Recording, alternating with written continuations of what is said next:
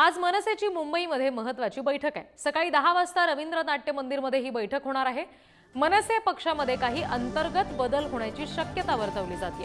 पक्षातील संघटनात्मक बदललेली रचना सुद्धा आज जाहीर होण्याची शक्यता आहे। मनसेचे नेते, सरचिटणीस, मुंबईतील पदाधिकारी बैठकीला उपस्थित राहणार आहेत। राज ठाकरे यावेळी काय बोलणार याकडे सुद्धा लक्ष असेल। आणखी तपशील घेऊया, प्रतिनिधी श्रेयस सावंत आपल्याशी जोडले गेलेत त्यांच्याकडून। श्रेयस, आज पक्षातले काही अंतर्गत बदल मनसेकडून सांगितले जाऊ शकतात असं म्हटलं जातंय। मुख्य म्हणजे मुंबई अध्यक्ष पहिल्यांदाच मनसेचा नेमला जाणार आहे। याबाबत काय घडू शकतं, कोणती नावं चर्चेत आहेत?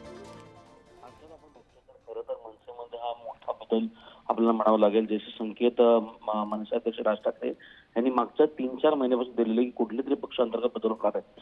त्याच्यात 2 बदल म्हणजे मुंबई अध्यक्ष आणि एक समिती गठीत होणार आहे।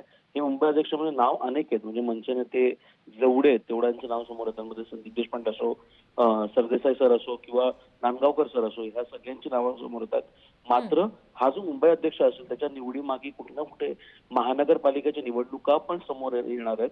त्यामुळे त्याचं सगळ्यात मोठं काम असणार आहे असं म्हणावं लागेल। एकंदर लोकसभा निवडणूक, त्याच्यानं विधानसभा निवडणुकाला मिळाला पराभव, आता महानगरपालिका निवडणुकीकडे मनसे कसं काय सामोरं जातात हे आजच्या बैठकीनंतरच रीती आपल्याला कळणार आहे। त्यामुळे सगळ्यात मोठे फेरबदल मनसे पक्षात आज होताना आणि आज जाहीर होताना दिसणार आहेत। निश्चित। धन्यवाद श्रेयस सगळ्या माहितीसाठी।